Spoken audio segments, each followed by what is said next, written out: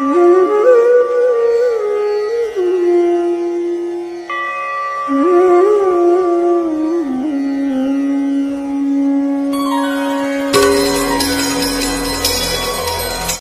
बंधुओं, भारत देश आध्यात्मिक साधना का केंद्र रहा है और भारत देश में नाना प्रकार के मत पंथ और सिद्धांत के उच्च कोटि के संत पाए गए और उन संतों ने अपने जीवन को आध्यात्म की इस ऊंचाई पर पहुंचाया जहां एक सामान्य मनुष्य की बुद्धि विचार वहां काम नहीं करती। मैं एक ऐसे संत का वर्णन करूंगा जो अपने आप में बहुत ही अद्भुत थे और वो महात्मा, वो ऐसे दिव्य संत भारत के एक ऐसे राज्य बंगाल के रहने वाले थे जिनके बारे में कहा जाता है कि पहले बौद्ध शिक्षा के बहुत से मानने वाले लोग शाक्य योगी बंगाल में रहा करते थे और उन शाक्यों का एक बहुत बड़ा समूह हुआ करता था जहां पर अनेक अनेक प्रकार की साधनाएं की जाती। उन संतों में भी कुछ ऐसे संत जो कि आरण्य में जंगलों में घोर तपस्या करके आध्यात्मिक शक्तियों को प्राप्त करते थे। बंगाल किसी समय शाक्य योगियों का देश था। बड़े बड़े शक्तिशाली योगी इस देश में पैदा हुए। बहुत से बौद्ध योगी भी हुए। भक्ति मार्ग में जिस प्रकार नाना संप्रदाय और शाखाएं हैं, उसी प्रकार योग मार्ग में भी बहुत सारे संप्रदाय और पंथ थे। सबकी साधना प्रणाली या विधि अलग है, किंतु शक्ति विकास का सुयोग सब में है।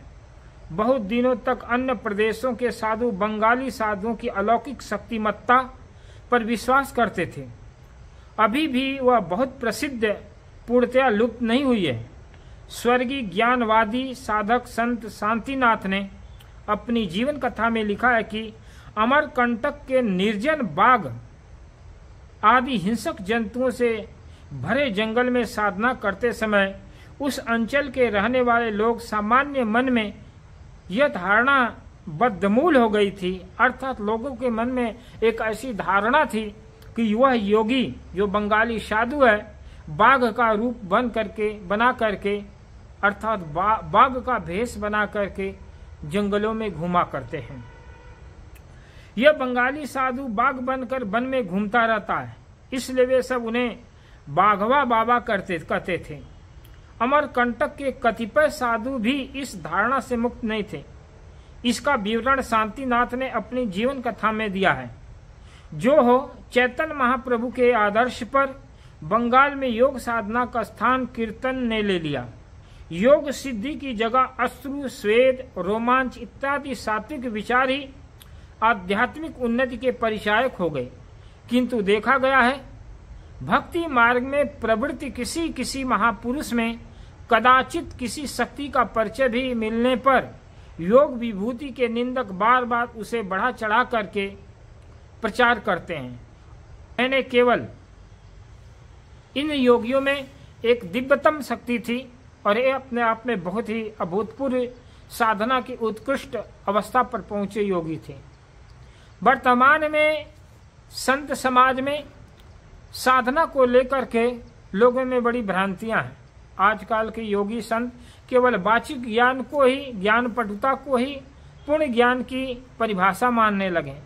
अर्थात जीवन में जब तक हमें आध्यात्मिक साधना करके आध्यात्मिक उपलब्धियां नहीं हासिल होगी, तब तक हम समाज में कोई भी सुधार या समाज में कोई भी परिवर्तन नहीं कर पाएंगे।